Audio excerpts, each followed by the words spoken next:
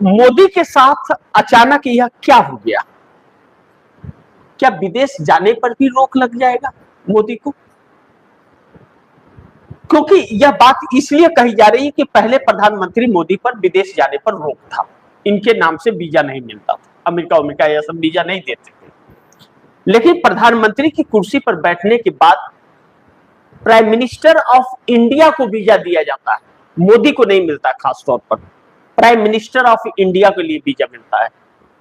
और जिस दिन मोदी कुर्सी से उतरे उस दिन इनका फिर वही हाल हो जाएगा, न घर के न घाट के, कोई पूछने वाला नहीं रहेगा, कोई वीजा नहीं देगा इनको। तो फिर मोदी, और दूसरी चीज, ऐसा क्यों? हर जगह रैंकिंग में नीचे भी आ रहा है भारत। और दूसरा कि जो मोदी के 25 साल के राजनीतिक सफर पर दागदार संयुक्त राष्ट्र का नोटिस आने के बाद हो रहे हैं, और भी दागदार हो रहे हैं, बाकी चीजों को भूल जाइए। ऐसे में ज्ञानेश कुमार भी क्या जेल जाएंगे? ज्ञानेश कुमार ने तो इस देश के लोकतंत्र को पूरी तरह से खत्म करने के ऊपर बहुत सारे बैंड संयुक्त राष्ट्र लगा सकता है, उसके पास वह अधिकार है। विश्व को वह देखता है, भारत की हर एक रिपोर्ट उसके पास मौजूद है। चुनाव में धांधली का सबूत सामने आते हुए नजर आ रहे हैं, इनके इरादे नजर आ रहे हैं। 2 पॉइंट्स लेते हैं हम,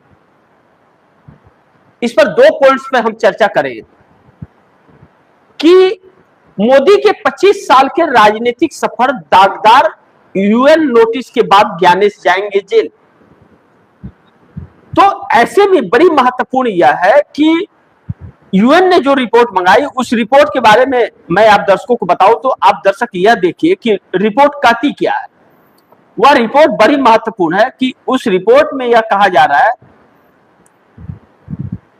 द हिंदू ने इसे बड़ी प्राथमिकता से छापा है। और दूसरी चीज, इस देश की मीडिया ने तो छिपा ही दिया, 60 दिन का नोटिस था, 60 दिन पूरा छिपा दिया, चर्चा तक नहीं किया। और 60 दिन पूरा होने के बाद जब इस पर कार्रवाई शुरू हो गई तो भी उसे दबाने का प्रयास कर रहा है।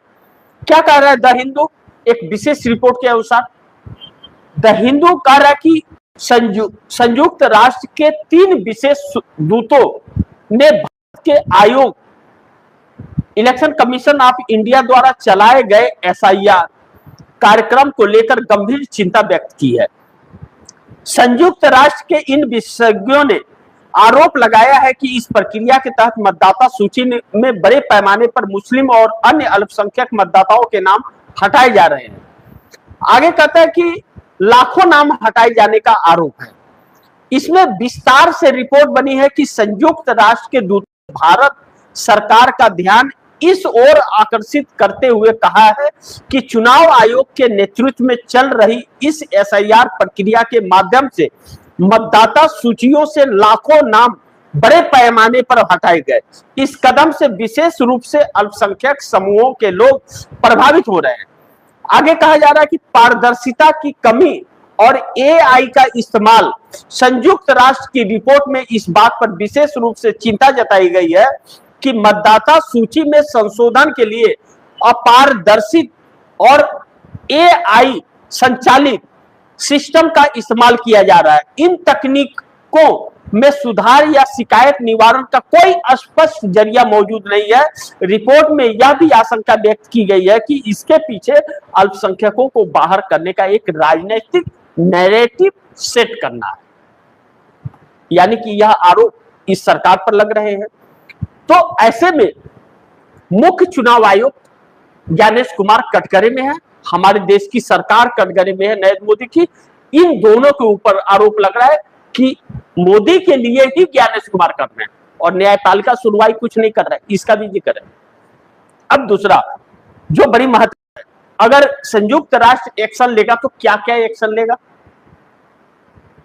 क्या जेल जाना पड़ जाएगा इन लोगों को, अंतर्राष्ट्रीय जेल, या भारत पर बहुत सारे बैंड लगा देगा? भारत पर बहुत सारे बैंड दुनिया से लगेगा, इसके लिए फंड भी मिलता है।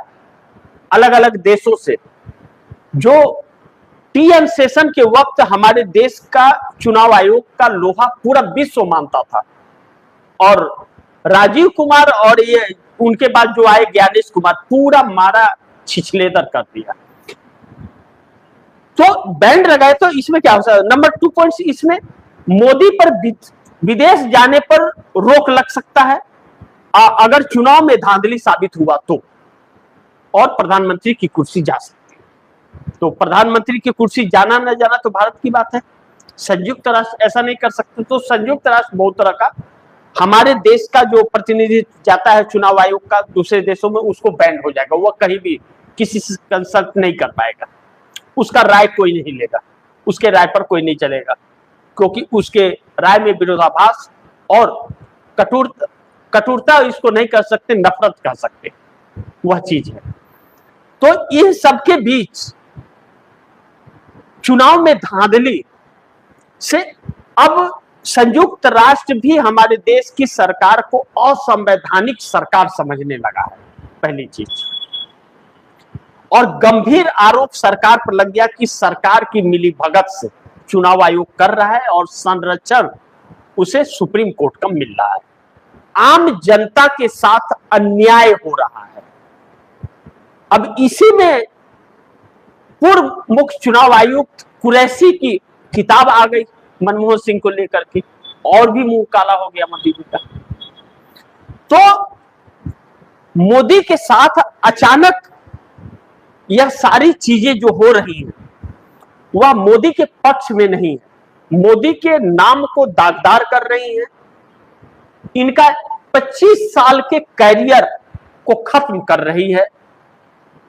और मोदी ने यह सोचा नहीं था कि अचानक ऐसा कुछ होगा और विदेश जाने पर रोक भी लग सकता है, बहुत सारे देश पर बैंड लग सकते हैं, क्योंकि एक लोकतांत्रिक ने, फिर बच्चे जो पढ़ने लिखने जाते हैं उनके लिए समस्याएं आ सकती है, अभी आना शुरू हो गया, क्योंकि जब वोटर लिस्ट में नाम नहीं है तो पासपोर्ट अगर आपका बन गया तो वह रिन्यूअल नहीं हो पा रहा है,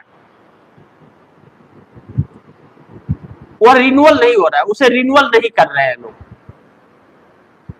तो इन सभी चीजों में सरकार फंस गई है। अब देखना यह होगा कि आगे होता क्या है, लेकिन मोदी के लिए अब संकट, अब विदेश इसलिए भी नहीं जा पाएंगे मोदी कि जहां भी अब जा रहे हैं इनसे सवाल हो रहा है और इनकी ब्रेकिंग चल रही है इवेंट बाज का, चार्टेड प्लेन भेज भेज करके यह मंगाते हैं वहां से लोगों को, भारतीय लोगों को जो एनआरआई हैं, बुला करके उनसे मोदी मोदी कराते हैं, मोबाइल की लाइट जलवा करके नाच गान कर रहे हैं।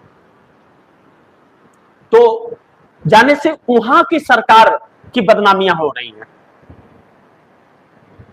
कि किस लिए आए थे, वो जवाब ही नहीं दे पाते हैं या कुछ करते ही नहीं है, जाकर के गले मिलने जाते हैं, वहां से कुछ इन्वेस्टमेंट ही नहीं आ रहा है और इनके पास कुछ है नहीं,